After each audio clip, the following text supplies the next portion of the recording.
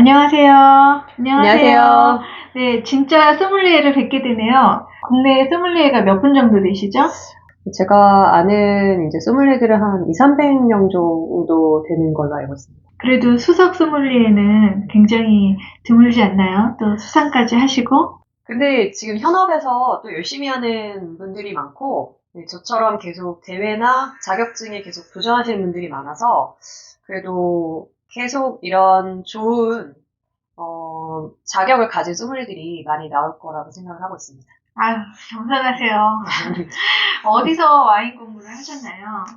저는 이제 프랑스 보르도에서 이제 2007년에 소믈리에 학교에서 공부를 했습니다.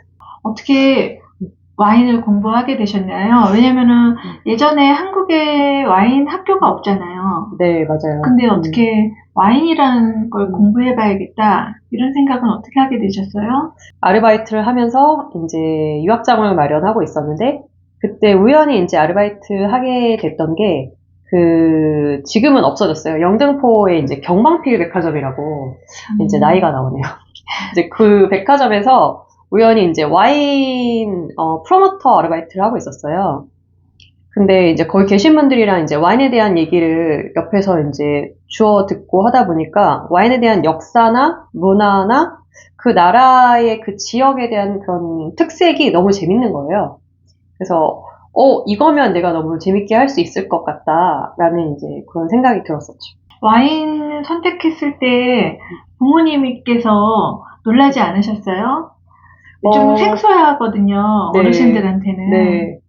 근데 저희 집은 항상, 그 자식들이 하고 싶어 하는 거에 대해서 항상 전적으로 이렇게 밀어주시고요.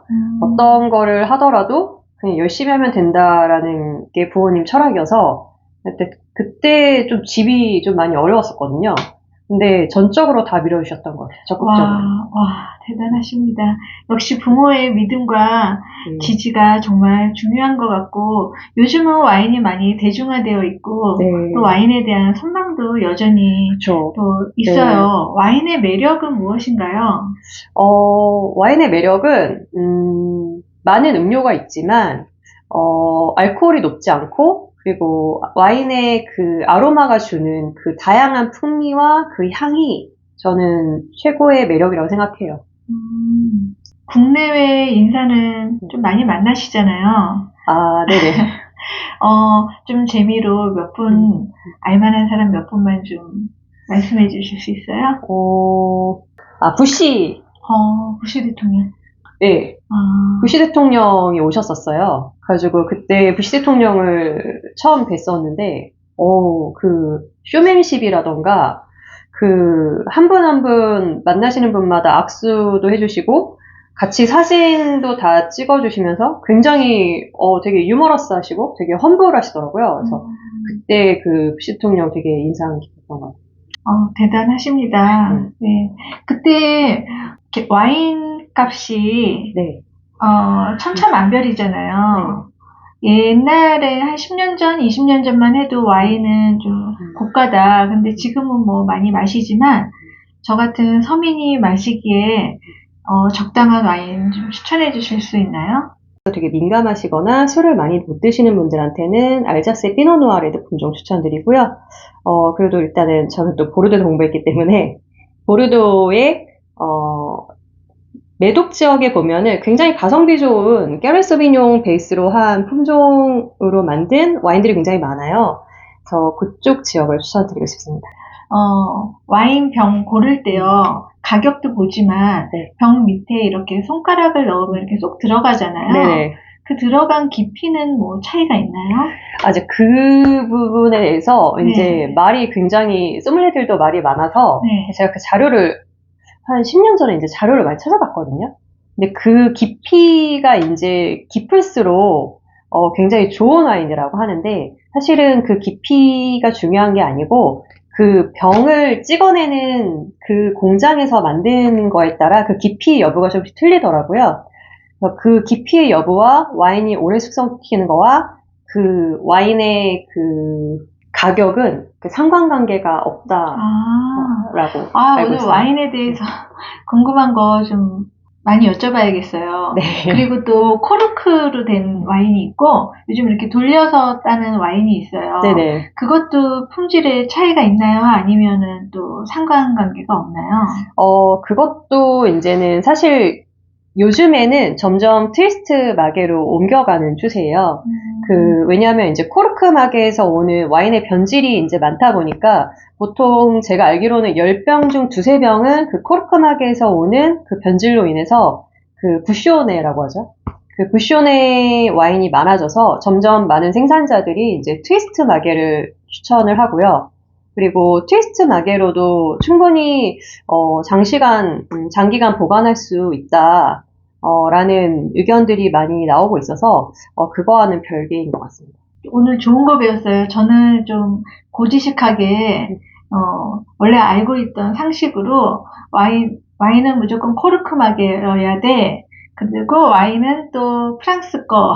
네. 그리고 또 병 아래에 또 깊이 들어가는 거, 뭐 이런 몇 가지 제 편견이 있었는데, 오늘 좋은 얘기 해주셔서 감사드리고, 드셔본 와인 중에 가장 비싼 건 얼마였나요?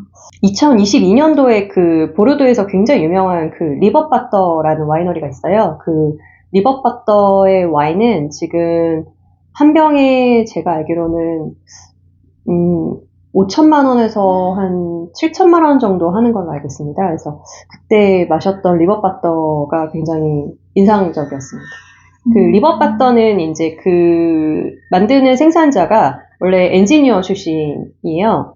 근데 이제 고대에 사라졌던 품종들을 보르도에 다시 재건을 해서 만드신 와인이거든요. 그래서 굉장히 독특하고 그러면서도 퀄리티가 나무랄 데 없는 되게 흥미로웠던 와인이었습니다. 보통 뭐 맥주다 소주다 하면 술값이 이렇게 네. 어느 정도 상한선 하한선이 있는데 네. 와인은 어떻게 1유로에서부터 수천 유로, 뭐 수만 유로까지 어떻게 그렇게 와인값이 책정되나요? 와인은 제가 봤을 때 그 희소성인 것 같습니다. 왜냐하면 와인이 이제 포도밭의 규모나 이런 거에 따라서 생산할 수 있는 양은 한정되어 있지만 또 요거를 찾는 사람들이 많을수록 이제 희소 가치가 높아지다 보니까 가격은 계속 올라가고요. 그러다 보니까 재테크로는 저는 이제 와인이 가장 좋지 않을까. 많이 좀 사서 네. 한 10년 있다가 네. 풀면 좀 가격이 오를까요? 저는 지금까지 제일 많이 오른 게 전 재테크로 와인이 제일 많이 올랐다고 생각하거든요. 사실 이제 위스키도 요즘에 굉장히 많이 올라서 이제 위스키에 투자하시는 분들도 많지만 코로나 이전과 또 코로나 지금 이후를 비교해보면 와인 가격이 지금 상당히 많이 올라 있어요. 아유, 안 먹고 참기도 쉽지 않을 것 같은데. 건강 관리를 어떻게 하시는지. 그래도 와인을 맛을 조금씩 봐야 되니까. 네. 알코올 섭취가 조금은 있잖아요. 네, 맞아요. 네. 소믈리에들만의 건강 관리법. 네, 그래서 대부분 소믈리에들 그래서 오래 마시고 건강하게 살려고 그 헬스나 운동을 굉장히 많이 하세요. 소믈리에 분들이. 왜냐면 보통 그 아파트 21층을 오르락을 2번 해요. 와. 2번 하는데 소믈리에로 일하면서 보람된 점도 많으실 것 같고 또 힘든 네. 점도 좀 있을 것 같은데 우리가 그 직업의 세계에 대해서는 잘 모르잖아요. 네네. 보람된 점과 힘든 점 두 가지 좀 얘기해 주실 수 있나요? 일단 소믈리에로서 제일 보람된 점은 그 요구하시는 와인에 대한 그 특색을 정확하게 잡거나 그 음식과 어울리는 그 와인 페어링을 요청하셨을 때 그 부분에서 이제 만족하시면 굉장히 보람된 것 같아요. 그래서 예를 들면 이제 그리스 산토리니에서도 와인을 만들어요. 그래서 그 지역의 와인을 추천을 드렸었는데 굉장히 만족을 하시더라고요. 그래서 그런 부분에서 굉장히 보람되고요. 그리고 이제 힘들었던 부분은 이제 와인도 술이다 보니까 이제 본인의 주량을 넘어서서 드시게 되면 이제 그때부터 조금 이제 실수들이 발생하시거든요. 그래서 그런 부분들을 케어하는 게 사실 소믈리에로서 조금 힘든 부분인 것 같아요. 그리고 우리나라 와인 문화에 대해서 지금 많이 보편화됐잖아요. 네네. 예, 이제는 누구나 와인을 즐기고 있는데, 그렇죠. 우리나라 와인 문화에 대해서 이런 점은 조금 더 개선됐으면 좋겠다, 아니면 이런 점은 잘하고 있다, 어떻게 생각하시나요?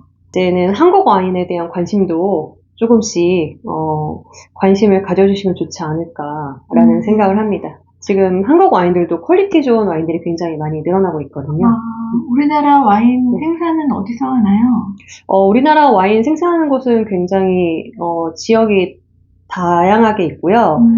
지금 요 근처에는 이제 대부도에서 만드는 와인도 있고요. 그리고 충북 영동이 이제 제일 와인을 많이 만드는 큰 지역이고요.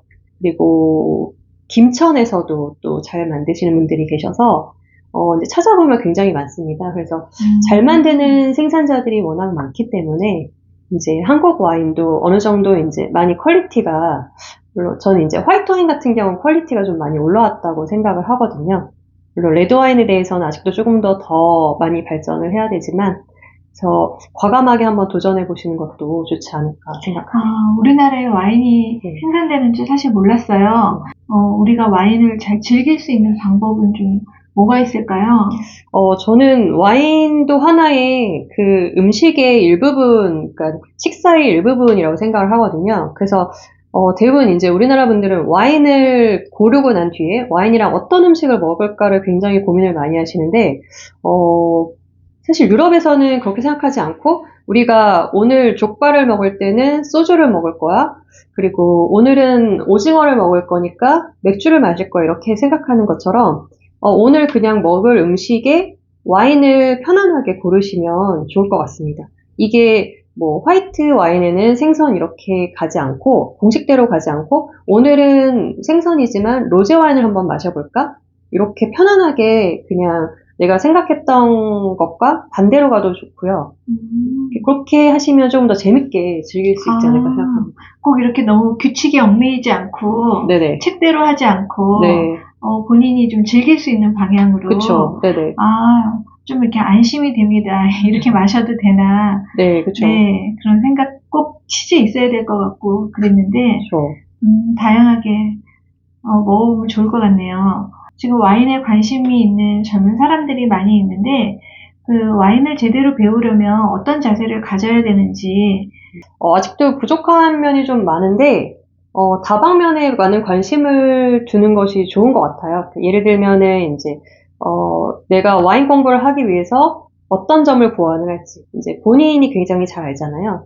와인과 푸드 페어링에서 내가 음식을 많이 모른다고 생각하면 음식에 대한 것들을 레스토랑에 간다거나 관련 서적을 찾아본다거나 해서 그런 쪽으로 지식을 쌓고요. 그리고 내가 서비스가 부족하다. 내가 좀 더 디테일하고 손님이 만족할 만한 퀄리티 있는 서비스를 원한다 생각하면 또 그 서비스를 굉장히 잘하시는 소믈리에분들이 있어요. 그래서 그런 소믈리에분들이 일하시는 레스토랑에 가서 직접 경험하고 그분들이 이런 디테일한 면들을 챙기시는구나 라는 부분을 많이 가서 배우시면 좋을 것 같고요. 그리고 꾸준하게 계속 일을 하면서 공부를 하시는 분들이 굉장히 많아요.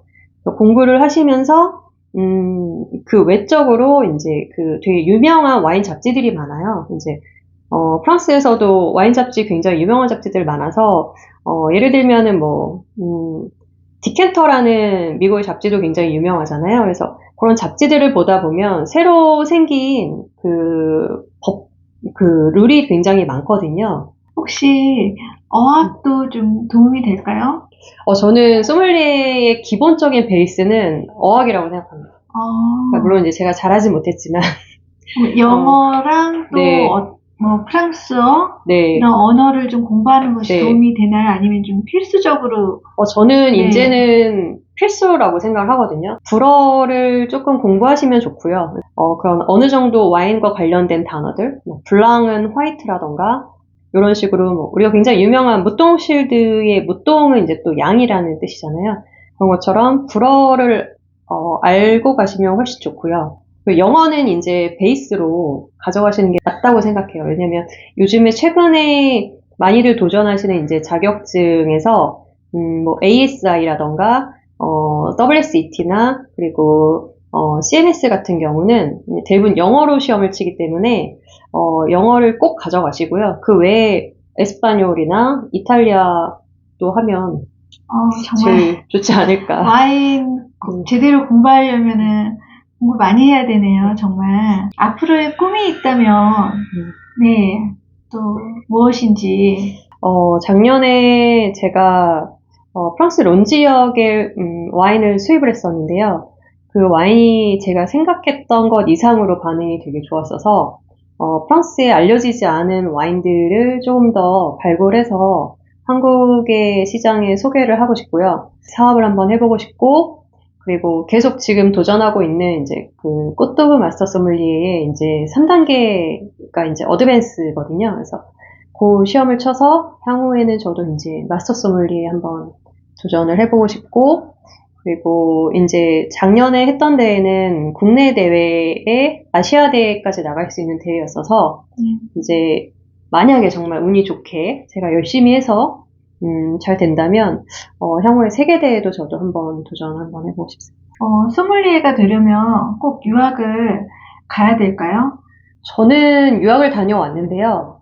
사실 유학을 가고 안 가고는 본인의 결정이라고 생각을 해요. 근데 현지에서 경험하고 느끼는 게 굉장히 많았어요. 그래서 직접 현지에서 와인이 어떻게 만들어지는지 경험을 하고 또 현지에 계신 분들은 어떤 와인들을 주로 먹고 어떤 음식과 와인을 매칭하는지 이런 것들을 경험하기에는 유학도 나쁘지 않은 것 같습니다. 근데 이제 제가 갔을 때는 이제 굉장히 오래전이어서 한국에서 와인을 접하기에는 사실은 그때는 유학으로 가서 공부를 하는 게 좋았었고요. 지금은 충분히 유학이 아니더라도 여행을 간다거나 직접 가서 경험을 해본다던가 아니면 또 젊은 분들은 또 요즘에 이제 유럽의 워킹홀리데이로도 많이 갈 수 있잖아요. 그래서 찾아보면 방법이 참 많은 것 같습니다. 가보신 샤또 중에 여기는 다시 한번 가보고 싶다 하는 샤또 있나요?